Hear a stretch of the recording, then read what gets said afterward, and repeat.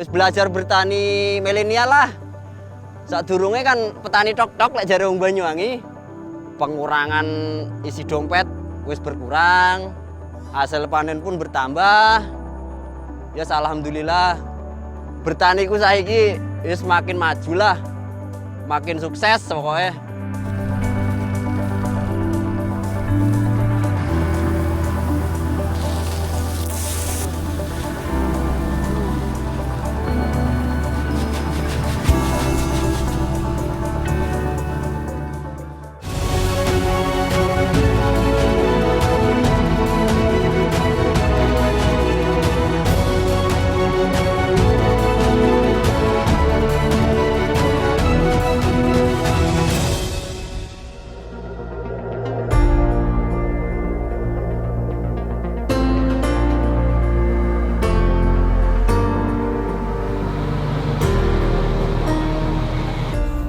Beras bukan sekadar komoditas bagi masyarakat Indonesia. Salah satu sumber karbohidrat itu merupakan urat nadi kehidupan dan simbol kesejahteraan di atas pinggang mayoritas masyarakat Indonesia. Sebagai pangan utama, beras memiliki manfaat yang terus berkembang untuk menjawab tantangan kesehatan masa depan. Fokus utama berbagai pihak saat ini adalah mengoptimalkan nilai gizi mikro pada beras agar dapat memberikan manfaat kesehatan yang jauh lebih besar bagi jutaan penduduk yang mengandalkannya setiap hari.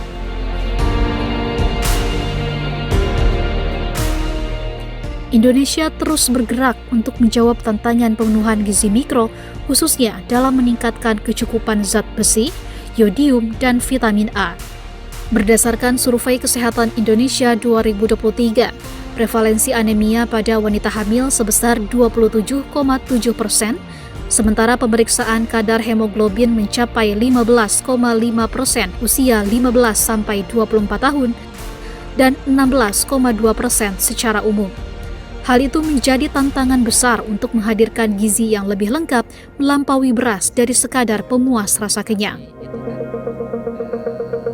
Dilihat dari komposisi konsumsi, beras ini masih dominan dalam memenuhi kebutuhan masyarakat kita, masih menjadi sumber bahan pangan pokok sebagian besar masyarakat kita.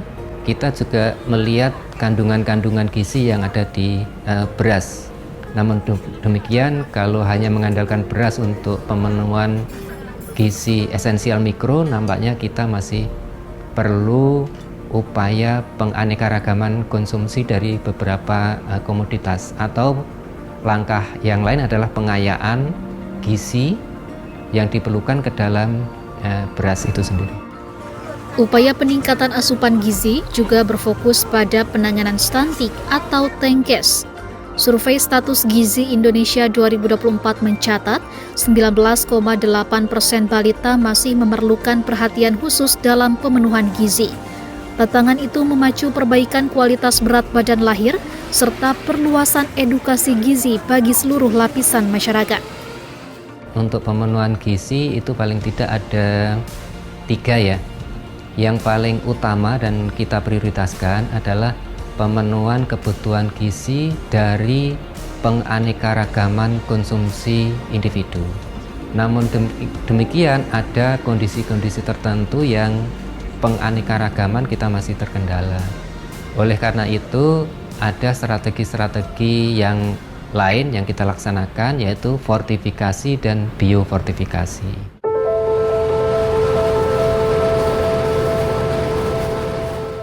Inovasi biofortifikasi hadir sebagai langkah besar dalam meningkatkan mutu gizi beras sejak dini.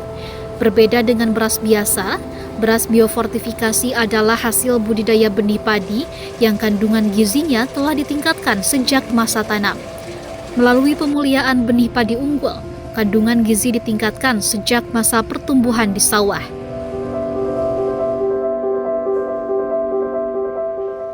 Beras biofortifikasi itu pengayaannya dilakukan sejak budidaya, sehingga menghasilkan beras dengan zat gizi tertentunya lebih tinggi. Contohnya yang saat ini sudah dikembangkan yaitu beras kaya zinc.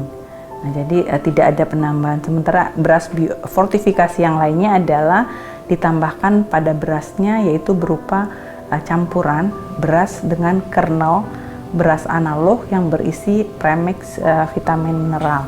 Itu yang membedakan apa itu biofortifikasi, apa itu beras fortifikasi.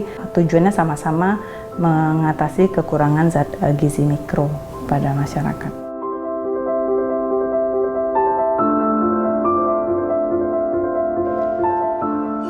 Kalau kata fortifikasi kan sudah biasa dengar. Fortifikasi itu adalah suatu makanan yang kemudian kita tambahkan suatu zat gizi. Jadi, tapi kalau biofortifikasi ada kata bio. Bio itu artinya hidup. Jadi penambahannya itu sejak dari kalau tanaman artinya sejak dia dari awal dari benihnya. Jadi pada saat kita panen, pada saat kita makan, kita tidak menambahkan, tapi si makanan ini sudah mengandung zat gizi tertentu yang lebih tinggi dibandingkan dengan zat gizi yang lainnya.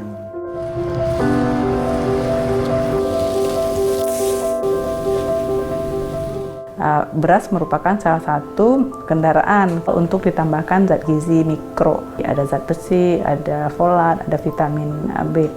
Maka sebenarnya upaya fortifikasi beras juga merupakan salah satu alternatif solusi untuk mengurangi kekurangan zat gizi mikro tadi.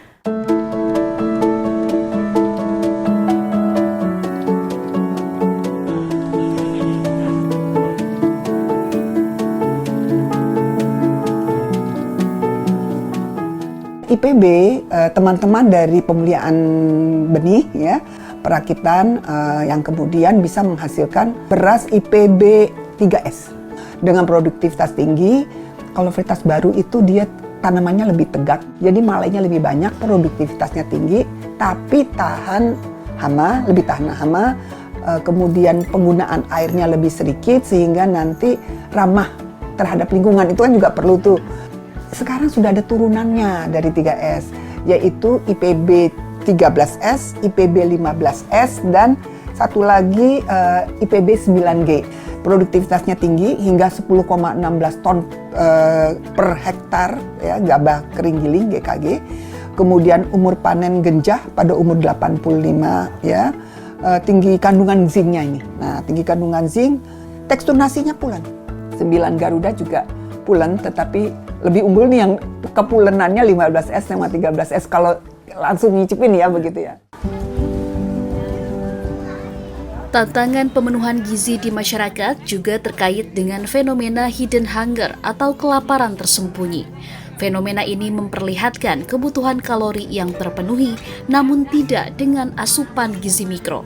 Hal itu dapat berdampak pada produktivitas, daya tahan tubuh, dan kualitas hidup.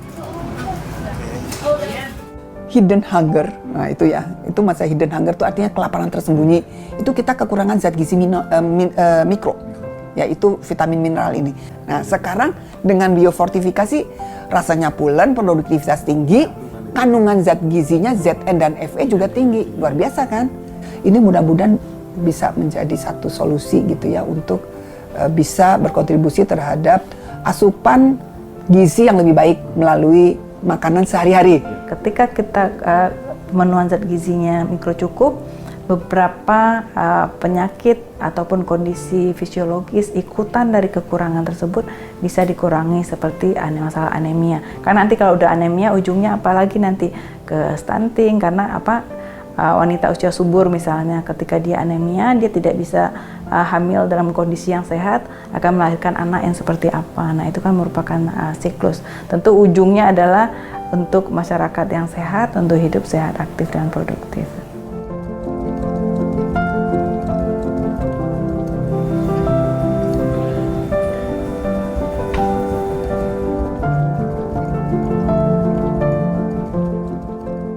Dengan biofortifikasi untuk kandungan zinc dan Fe pada beras varietas unggul baru ini sudah terbukti kandungan gizinya tinggi. Kita berharap nanti juga terbukti di lapangan penerimaan pada masyarakat, pada keluarga itu dan pada batita misalnya yang rentan kan untuk TNKes ini juga tinggi dan bisa menunjukkan perbaikan atau yang signifikan lah begitu. Lewat inovasi teknologi, inisiatif multipihak menegaskan komitmen bersama untuk memperbaiki gizi masyarakat yang terbangun dalam sebuah ekosistem di sektor hulu.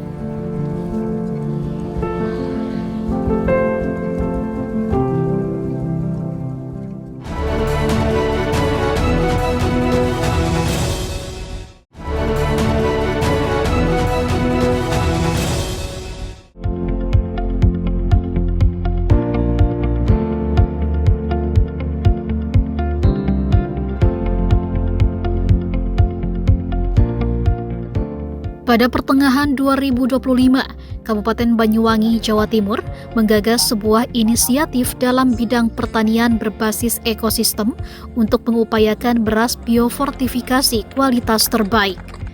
Lewat inovasi teknologi, inisiatif multipihak yang melibatkan pemerintah kabupaten, badan usaha milik negara, perusahaan pertanian berbasis life science, sektor privat, serta akademisi itu menegaskan komitmen bersama untuk memperbaiki gizi masyarakat.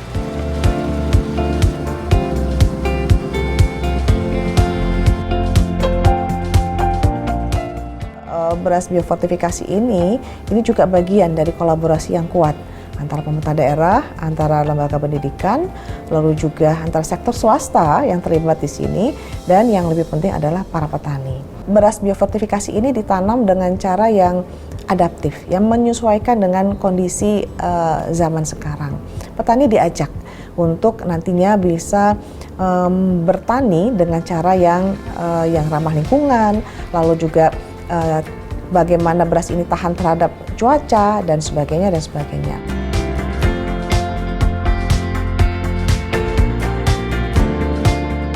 Program ini adalah salah satu solusi sejalan dengan tujuan nasional ketahanan gizi, meningkatkan kandungan nutrisi beras sehingga membantu menurunkan angka stunting dan kekurangan zat gizi mikro. Tujuan nanti pemerintah Indonesia adalah salah satunya adalah Indonesia Emas, dengan transformasi ketahanan pangan mendorong untuk petani tidak fokus pada kualitas tapi dengan kuantitas gizi, inovasi, varietas dan kemitraan lintas sektoral. Inisiatif ekosistem ini menunjukkan peran pemerintah daerah sebagai katalisator dalam pengintegrasian varietas bergizi tinggi, praktik budidaya adaptif iklim, dan akses pasar yang andal. Inisiatif ekosistem Banyuwangi dapat menjadi laboratorium hidup bagi praktik pertanian inklusif dan berkelanjutan demi membangun masa depan sistem pangan Indonesia yang lebih tangguh.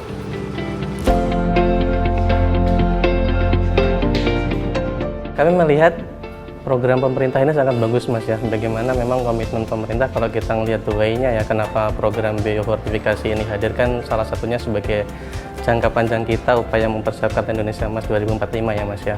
Kalau ini nanti menjadi sebuah industri mulai dari hulu sampai hilir, kita berpikir ini akan menjadi sebuah impact yang lebih besar, karena kita berpikir saat private sector dan government sector itu bisa berkolaborasi bersama, itu akan menciptakan dampak yang lebih besar, Mas.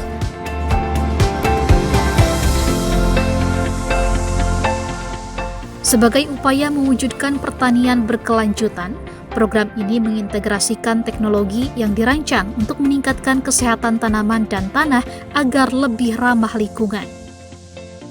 Kami dari pemerintah Kabupaten Banyuwangi tentu bagaimana tidak hanya berpikir bahwa beras ini diproduksi, tetapi produktivitasnya itu yang lebih menjadi penting. Bagaimana beras ini tidak hanya dipanen, tetapi juga dimanfaatkan oleh masyarakat kami, sehingga tidak hanya petani yang mendapatkan manfaat, tapi masyarakat kami juga mendapat manfaat. Ini juga akan membantu peningkatan nilai jual petani, sehingga akan menambah lebih stabil dengan pendekatan pemerintah pentahelix. Itu adalah suatu kolaborasi kita bersama, karena pemerintah tidak bisa berdiri sendiri. Dengan kita kolaborasi dengan teman-teman pengusaha pentahelix, insya Allah akan menjadikan suatu pelayanan yang terbaik dan nanti akan meningkatkan pendapatan bagi petani.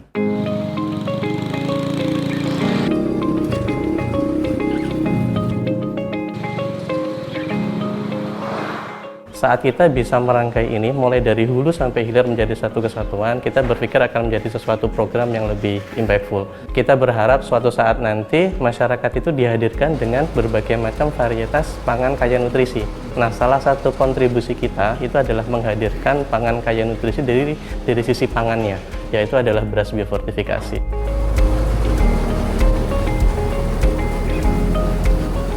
Kami berharap ini juga bisa berkelanjutan, agar sustain, agar bisa dimanfaatkan oleh banyak pihak, terutama masyarakat dan juga pemerintah, maka saya rasa ini konsep seperti ini juga mampu. Apalagi dengan dukungan swasta atau pengusaha atau perusahaan gitu ya, bibit-bibit bisa diberikan kepada para petani-petani sehingga petani mudah mendapatkan bibit itu, dan semakin penyebarannya semakin banyak maka manfaatnya juga semakin banyak.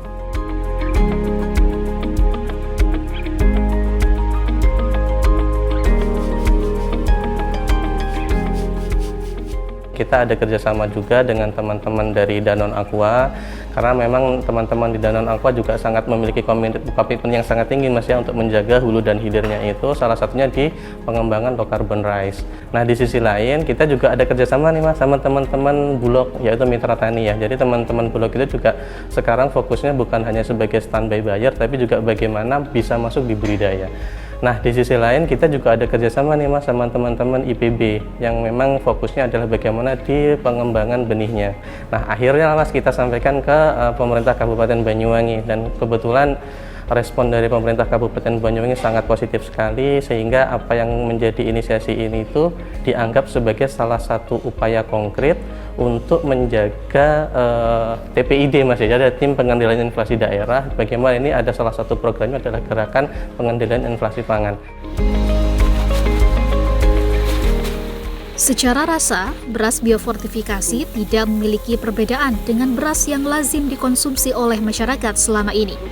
Hal ini menjadi salah satu pijakan penting bahwa tingkat penerimaan beras biofortifikasi pada masyarakat bukan merupakan perkara rumit.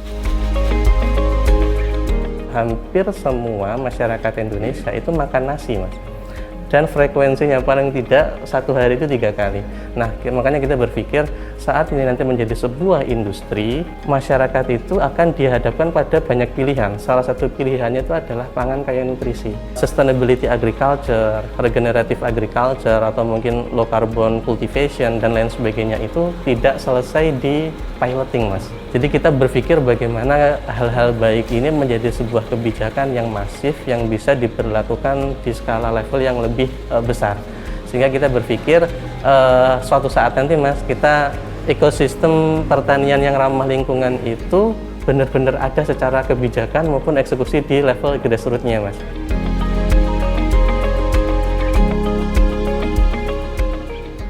Mengoptimalkan nilai gizi pada bahan pokok harian, Fondasi Indonesia yang lebih kuat dan cerdas tengah dibangun lewat inovasi beras biofortifikasi. Dari bulir padi berkualitas di sawah, para petani berperan penting mewujudkan generasi masa depan yang tangguh dan sehat.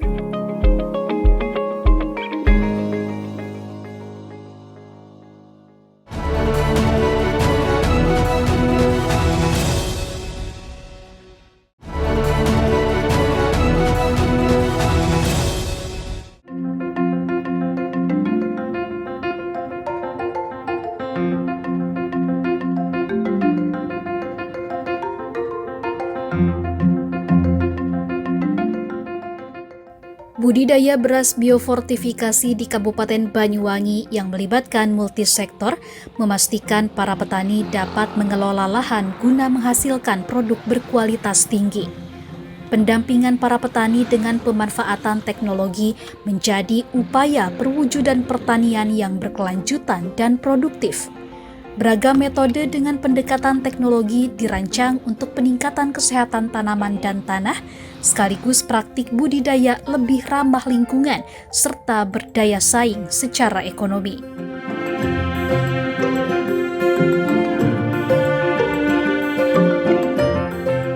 Di sisi hulu, keberhasilan keberlanjutan ekosistem beras biofortifikasi terletak pada pemilihan benih, penerapan teknologi, hingga pengukuran total emisi yang dihasilkan selama proses budidaya. Kita mengenalkan petani, mengedukasi petani untuk menggunakan teknologi-teknologi yang ramah lingkungan, juga disertai dengan kita menurunkan tim tenaga ahli yang memang background-nya pertanian untuk kerja bareng petani, supaya petani itu bisa mulai menggeser pola budidaya konvensional menjadi pola budidaya yang lebih ramah lingkungan dan berkelanjutan. Saat budidaya, petani mendapatkan pendampingan dalam penerapan praktik pertanian regeneratif melalui teknologi yang mencakup intervensi pengolahan lahan, masa tanam, hingga panen. Kita usahakan untuk selalu koordinasi untuk memperbanyak tanam, kemudian kita akan kolaborasi dengan teman-teman pengusaha sehingga nanti beras kita itu kualitasnya baik. Dengan kualitas baik sehingga petani itu merasakan harga yang cukup baik sehingga akan mengangkat semuanya, ekonominya dapat, kemudian stuntingnya dapat, dan nanti kami berharap Banyuwangi menjadi pilot project. Mas Yudi, apa kabar Mas? Baik. Hari ini Mas, kita mau semprot dekomposer. Itu disemprotkan waktu nyingkal apa udah ratan? Nah, buat waktu nih, itu wayah nyingkal ngono Mas.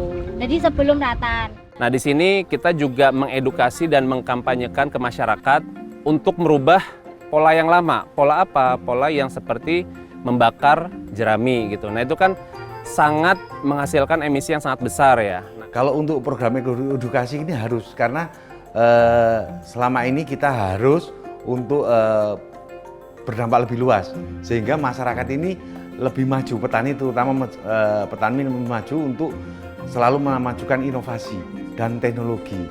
Alhamdulillah kita pun bersama dengan Pemerintah Pusat selalu mendapat bantuan alat pertanian yang cukup besar.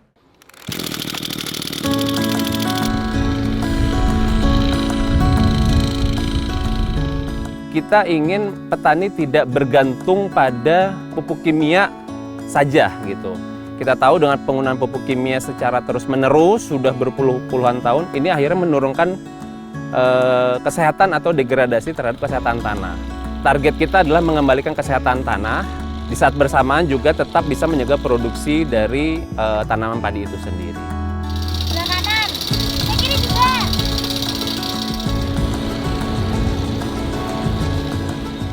Dari program yang sudah kita jalankan, kurang lebih di 60 hektar ekosistem biofortifikasi, setidaknya kita sudah berhasil mengkonserv air sejumlah 300 juta liter. Gitu. Kemudian dari sisi emisi, kita bisa menahan kurang lebih 600 ton ekivalen CO2.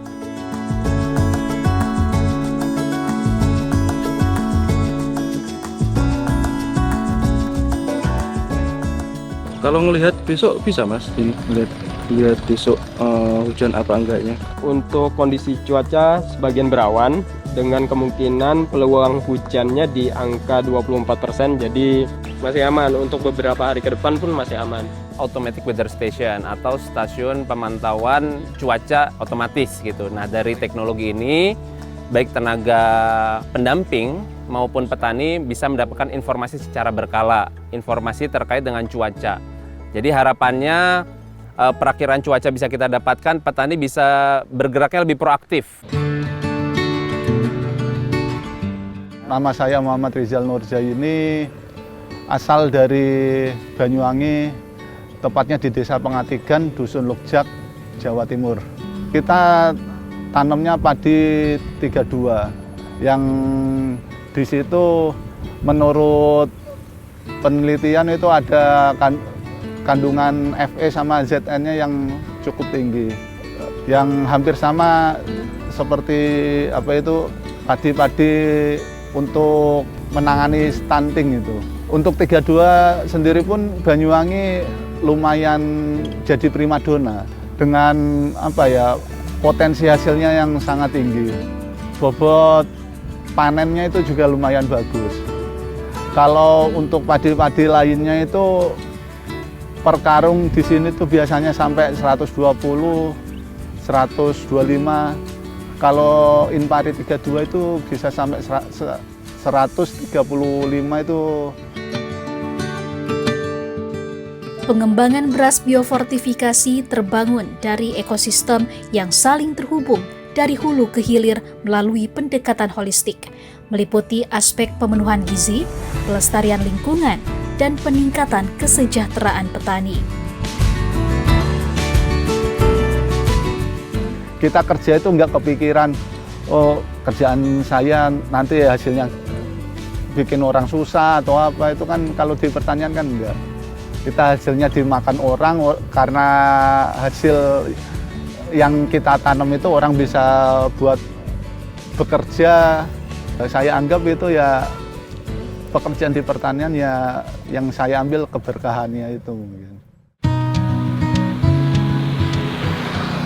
Saya Muhammad Husni, ini Desa Benelan Kidul, Dusun Suko. Saya bertani di sini udah 3 tahun, 4 tahun lah, 4 tahun jalan. Sekarang nanam varietas biofortifikasi. Mas Husni, sehat Mas? Alhamdulillah. Petang macem lek ndak salah. Biofortifikasi. Terutama iki sing tak tanem iki IPB 9G. Terus yang kedua IPB 15S, Ambi Inpari 32, terus Nutrizing. Terus keunggulannya Inpari IPB 9G iki lebih unggul, kanggo masyarakat iki lebih dikonsumsiku lebih sehat lah. Ndak terlalu banyak bahan kimiae. Wis belajar bertani milenial lah. Sadurunge kan petani tok-tok lek jare wong Banyuwangi. Pengurangan isi dompet wis berkurang. Hasil panen pun bertambah. Ya alhamdulillah. Bertani ku saiki wis makin maju lah. Makin sukses pokoknya. Kolaborasi multi pihak menunjukkan setiap sektor memiliki peran penting untuk menciptakan ragam varietas bergizi tinggi, praktik budidaya yang adaptif terhadap iklim, dan akses pasar yang andal. Praktik pertanian yang inklusif dan berkelanjutan adalah jawaban tantangan kemarin, hari ini, dan masa depan pangan Indonesia.